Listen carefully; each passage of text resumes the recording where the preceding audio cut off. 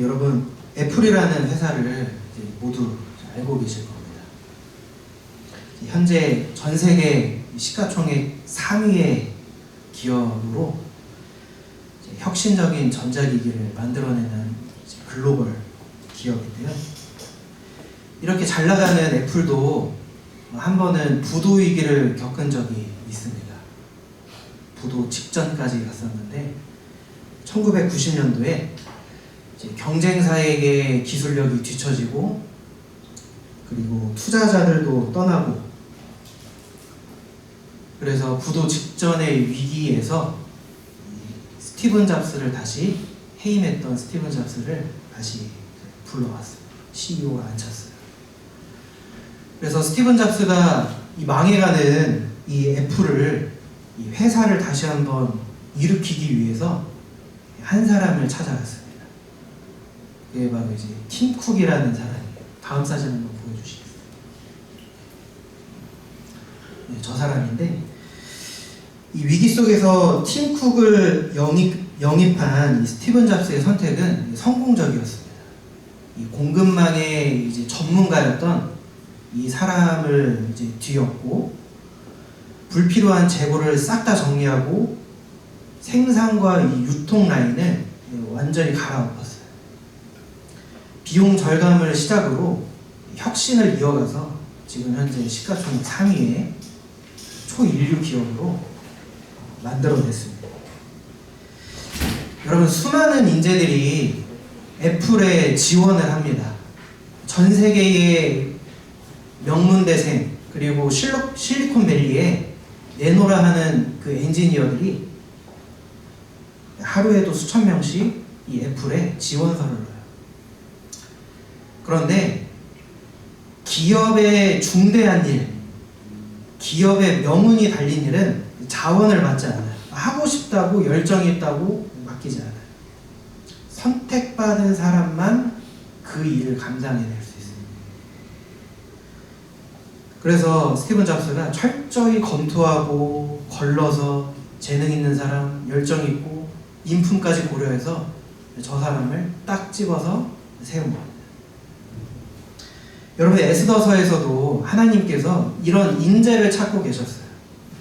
자기가 사랑하는 민족의 백성들의 생명을 걸고 또 민족의 존립을 걸고 자기 민족을 구원해줄 인재를 찾고 계셨는데 찾고 찾아서 선택한 사람이 에스더였어요.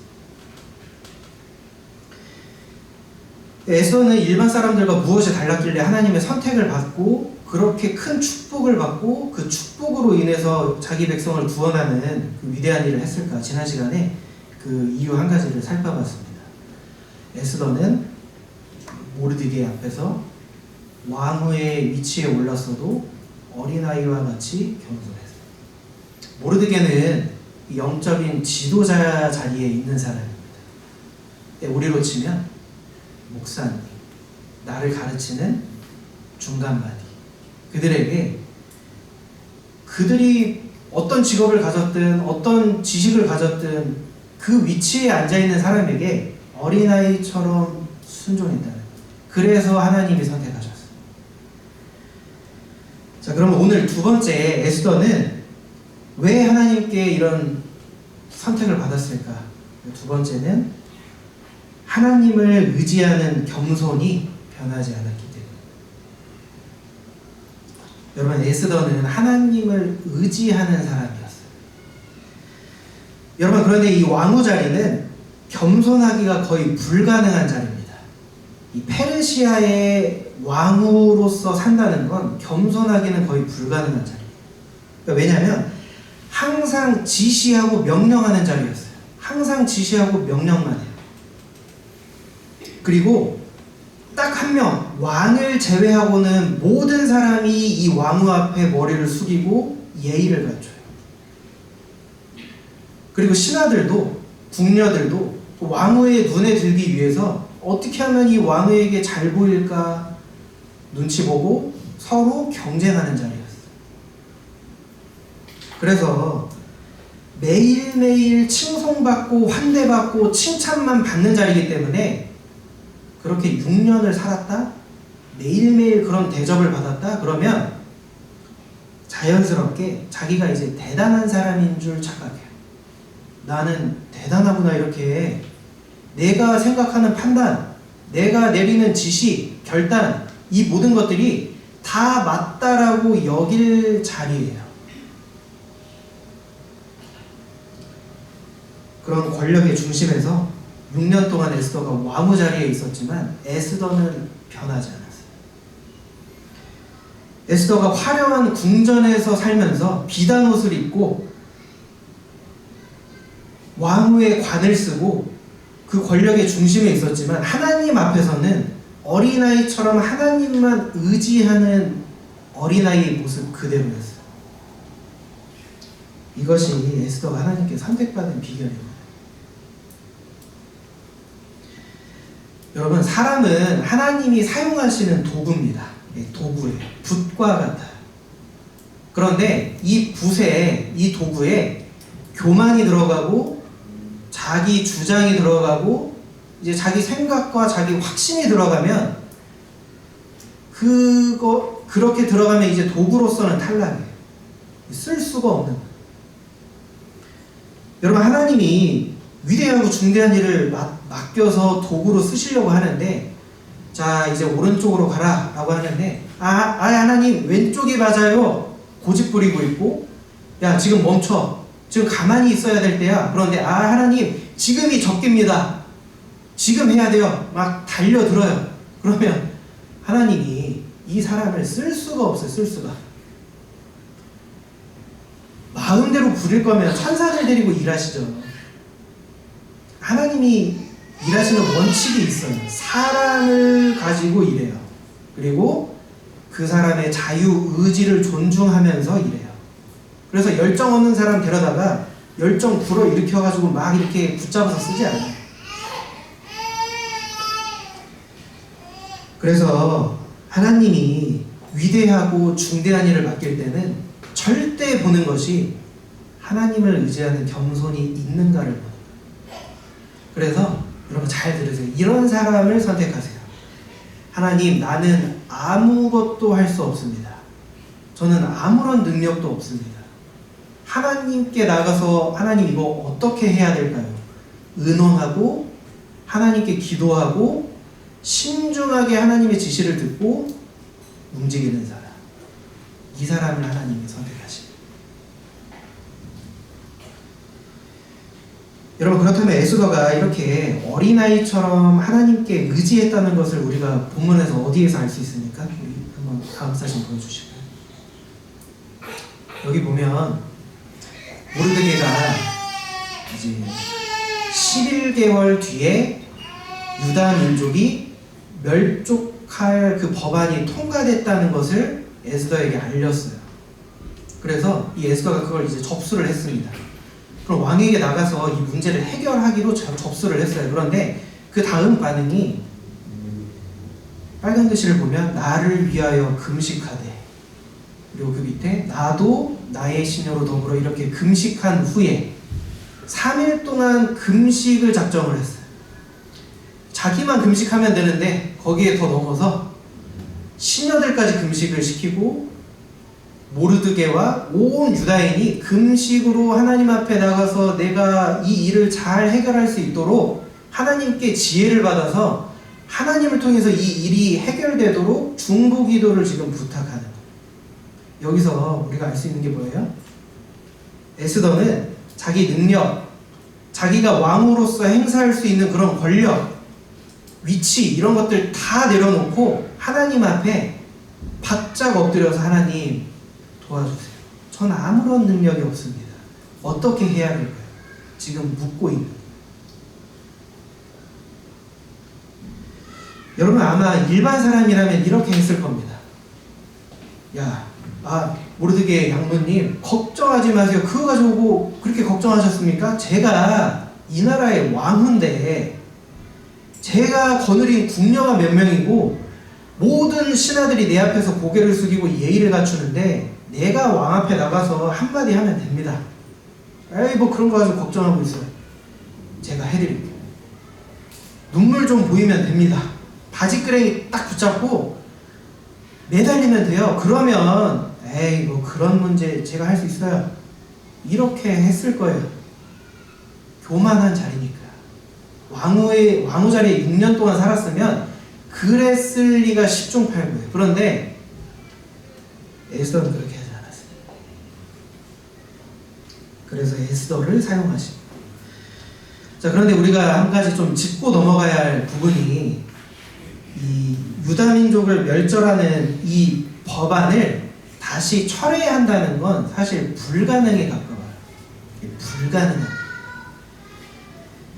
이것이 왜 불가능하냐? 두 가지 이유 때문인데요. 첫 번째는 왕이 인장을 찍었기 때문에 이건 불가능한 일이에요.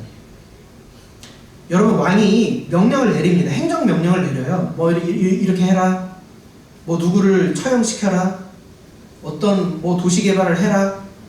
아니면 뭐 잔치를 베풀어라. 이런 행정명령들을 내려요. 그런데 그 명령들 중에 인장을 딱 찍는 명령이 있어요. 이건 절대 번복할 수 없다는 걸 알리는 거예요. 심지어는 왕도 번복할 수가 없어요. 그 좋은 예가 이 다리오 왕의 사건입니다. 여러분, 다리오 왕이 다니엘을 너무 사랑했어요. 그리고 너무 신임했어요. 근데 그 다리오 왕과 다니엘 사이를 시기한 신하들이 왕을 꼬드겨가지고 설득시켜서 법을 하나 통과시키고 인장을 딱 찍었어요. 그 법이 뭐냐? 한 달 동안 다른 신에게 기도하지 말고 구하지 마라. 그 법에 다니엘이 딱 걸렸어요.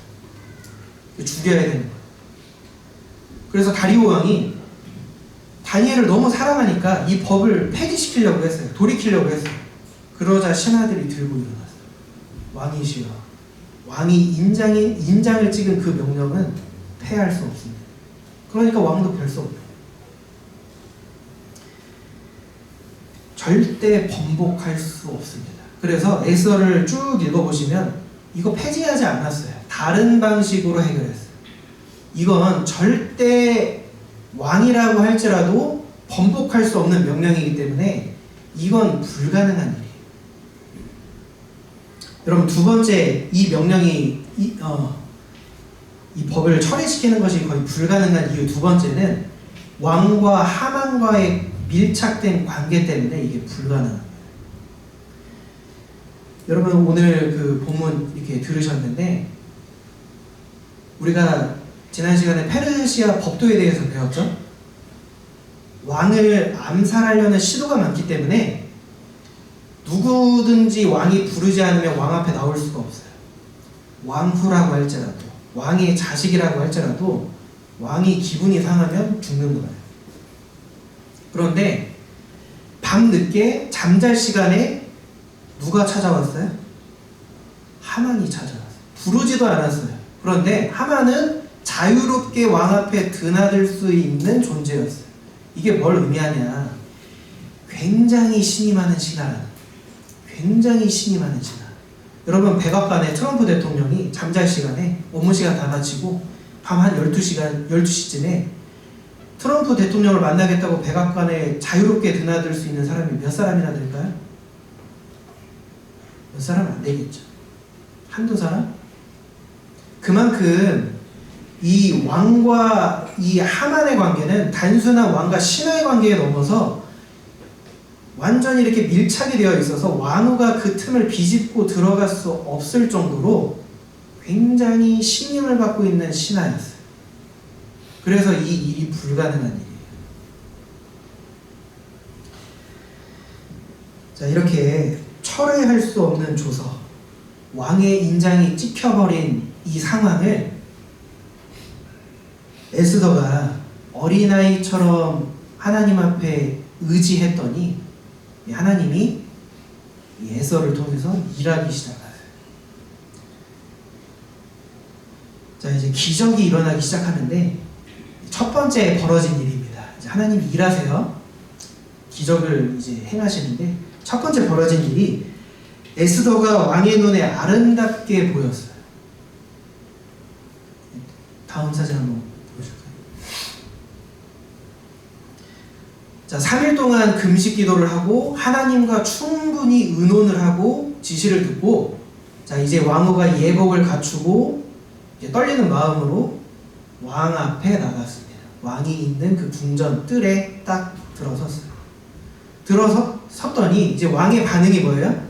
에스더를 딱 보니까 심히 사랑스러움으로 이렇게 말을 하죠. 여러분, 사실 지금 상황이 30일 동안 왕후를 부르지 않았어요. 지금 결혼 생활 6년 차고, 어떤 면에서는 이 왕후를 향한 이 마음이 식었다라고 볼 수도 있어요. 30일 동안 부르지 않았으니 얼굴도 안 본 거죠. 게다가 이 에스더는 3일 동안 금식을 하면서 물도 마시지 않아서 피부는 푸석하고 딱 봤을 때 퀭하고 그런 상황인데, 왕이 에스더를 딱 보니까 어떤 마음이 들었어요? 심히 사랑스러웠다. 여러분, 페르시아의 수많은 처녀들 중에 에스더를 딱 보자마자 첫눈에 이 아하수에로 왕이 홀딱 빠졌어요. 그래서 에스더를 왕으로 세웠거든요. 그때의 감정이 다시 일어나지 않았나 싶어요. 지금 왕의 마음을 누가 쥐고 흔들고 있어요? 하나님께서 붙잡고 있는. 그래서 에스더를 딱 봤을 때 심히 사랑스럽다, 이 마음이 불타오르기 시작했어요. 다음 사진 한번 보여주실까요? 뭔 말이 튀어나왔어요? 에스더여, 그대의 소원이 무엇이며 요구가 무엇이며 나라의 절반이라도 그대에게 주겠노라. 소원이 뭐냐? 이건 과장법이거든요. 무슨 소원을 나한테 말하더라도 내가 들어주겠다. 보증하는 거예요. 나라의 절반이라도 내가 시행하겠다. 이거 완전 눈이 뒤집어진 거죠? 눈이 뒤집어졌어요. 이걸 하나님이 섭리하셨어요. 두 번째 이제 일어난 기적입니다. 두 번째 벌어진 일. 에스더에게 비상한 지혜가 주어졌어요. 비상한 지혜. 여러분, 지금 이 상황에서 여러분이 에스더의 입장이라면 어떻게 하시겠습니까? 문제가 다 해결됐잖아요. 왕이 지금 눈이 뒤집어져 가지고 나라의 절반도 준다고 막 펄쩍 뛰고 있어요. 그러니까 일반 사람이었으면 그렇게 했어요. 웬만한 여자들이었으면 야, 됐다. 기회가 왔다. 내가 하기에 따라 달렸다. 당장 왕 앞에 달려가서 바지가랑이 딱 붙잡고 왕이시여, 저 좀 살려주세요. 내 민족 좀 살려주세요 하면서 울고 불고 매달렸을 거예요. 그런데 에스더가 그렇게 하지 않아요. 에스더가 어떻게 반응했나요? 잔치를 베풀어서 초대를 했어요. 다음 사진 한번 보여주실까요? 에스더가 가로되 오늘 내가 왕을 위하여 잔치를 베풀었사오니. 여러분, 이 오늘이라는 말을 여러분이 주목해서 보면 잔치는 지금 즉흥적으로 이루어진 건가요? 아니면 이미 지금 다 준비를 해놓은 건가요? 이미 지금 다 준비해 놓은 거예요.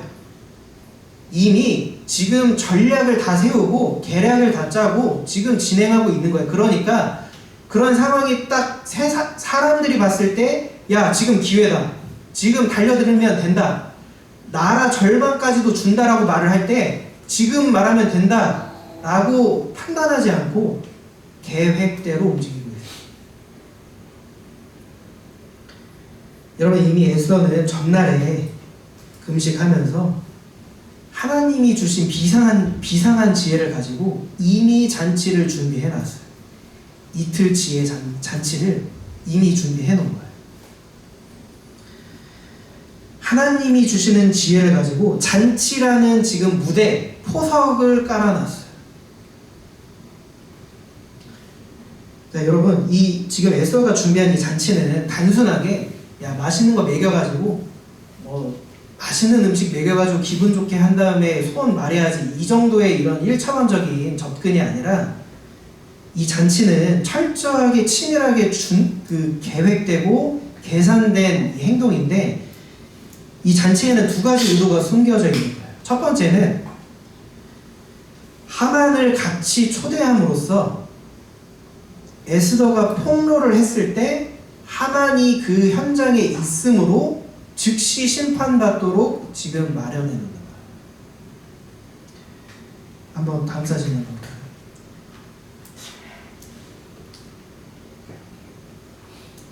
죄송합니다. 전으로 돌려주세요.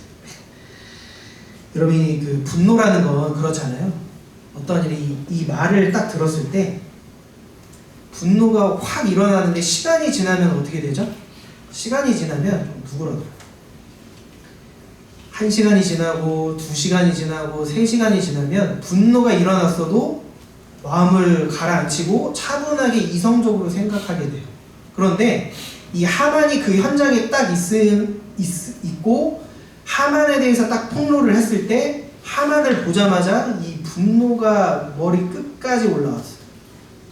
그래서 즉시 심판받도록 이 지금 자리를 마련한 거예요.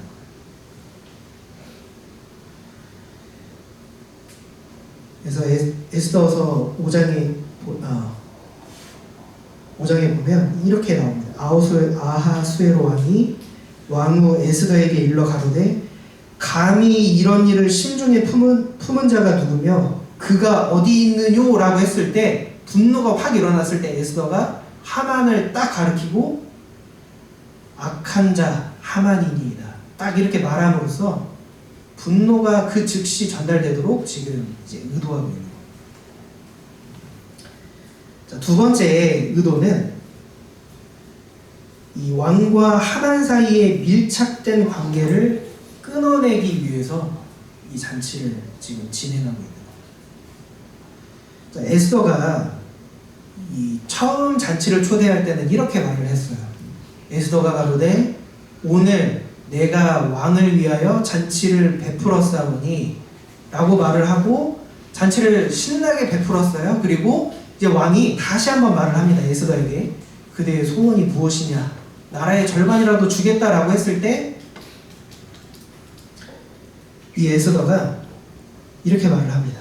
내가 왕과 하만을 위하여 베푸는 잔치에 또 나오소서.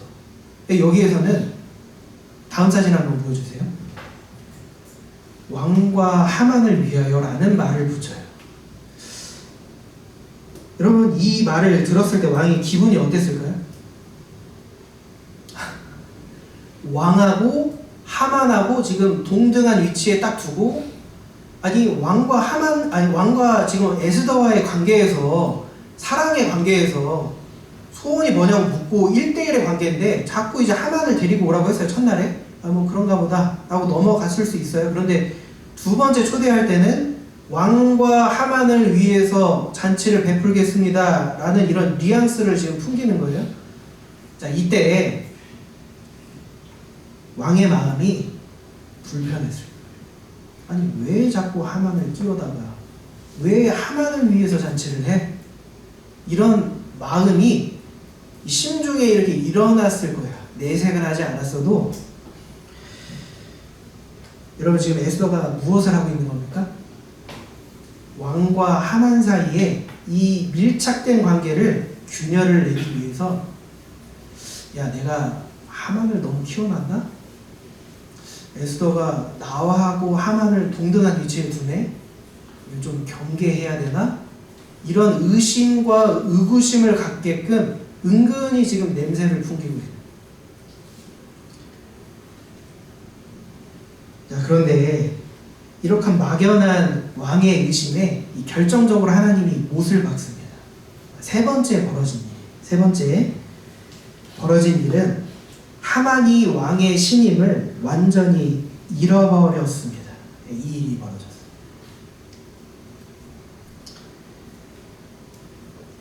자, 여러분 에스더의 이 첫 번째 잔치가 이제 끝나고 왕이 이제 잠을 자려고 하는데 잠이 오지가 않았어요.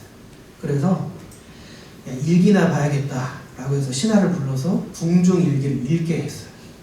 그런데 하필 이 모르드게의 사건이 있는 그 일기를 집어다가 왕이 듣게 됐어요. 이 모르드게가 대궐문에서 근무를 하는데 왕을 시해하려는 그 두 신하의 이 음모를 알게 됐어요. 그래서 이걸 고발해서 왕이 시해당하지 않고 그 위기를 면했다라는 그 궁중 일기가 적혀져 있는 걸 왕이 들었어요. 그거 듣고 야, 모르드게가 어떤 상을 받았냐? 라고 물으니까 아무런 상도 주지 않았다고 얘기하는 거예요. 그래서 밖에 누가 있어? 라고 하니까 하만이 있다라고 하는 거예요. 그래서 들어오라 그래 라고 불러서 이제 하만에게 이제 물었습니다. 누구라고 얘기 안 하고 내가 존귀케 하려는 자에게 어떻게 하는 것이 좋겠느냐 라고 이렇게 의견을 물었어요. 그러자 이제 하만이 속으로 뭐라고 했습니까? 야, 그 사람이 나지 누구야? 교만에 이제 눈이 멀어서 그 다음에 이제 자기 마음 속에 있던 것이 이제 술술술 나왔어요. 어떻게 말을 했어요? 왕이 쓰고 있는 왕관, 왕이 입고 있는 왕복, 왕이 타고 다니는 말 그대로 입혀서 성중 한 바퀴를 돌게 해주세요. 여러분, 이 말을 듣고 왕이 어땠을까요? 야, 이거 봐라. 순진한 줄 알았는데 왕이 되고 싶은 마음이 있네? 여기서 드러나.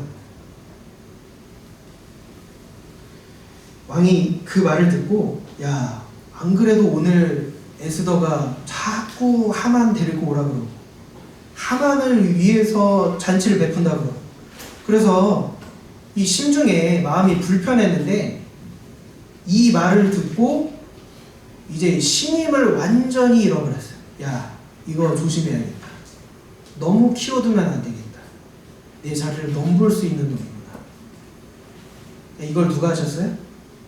하나님께서 못 박으신 거예요. 칼을 가지고 두 사이를 갈라놓듯이 완전히 베어버리셨어요.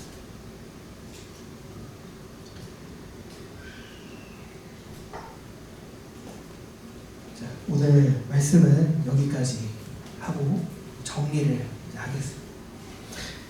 여러분, 하나님께서 자신을 의지하지 않고 자신의 경험, 자신의 생각, 자신의 재능, 권력을 의지하지 않고 겸손하게 하나님을 의지하는 에스더에게 지혜를 주셨는데 먼저는 왕과 하만의 마음을 떼어놓을 수 있는 치밀한 작전을 세우게 하시고 보이지 않는 덫을 둬서 하만이 그 덫에 걸리도록 하나님이 역사하셨어요. 하나님께서 이 일이 조금도 빗나가거나 틀리지 않게 하기 위해서 뒤에서 지원 사격을 하셨어요. 에스더를 볼 때 사랑의 눈이 멀게 하셨고 요구하게 하셨고 파놓은 함정에 하만이 딱 걸려서 왕의 신임을 한 번에 잃어버리는 사건을 하나님이 배후에서 지금 조종하고 계시고 감정대로 움직이지 않도록 에스더에게 비상한 지혜를 주셨어요. 여러분, 우리가 이 에스더의 이 지혜와 이 사건을 보고 우리가 배울 수 있는 점은 하나님은 이런 사람을 통해서 일하신다는 거예요.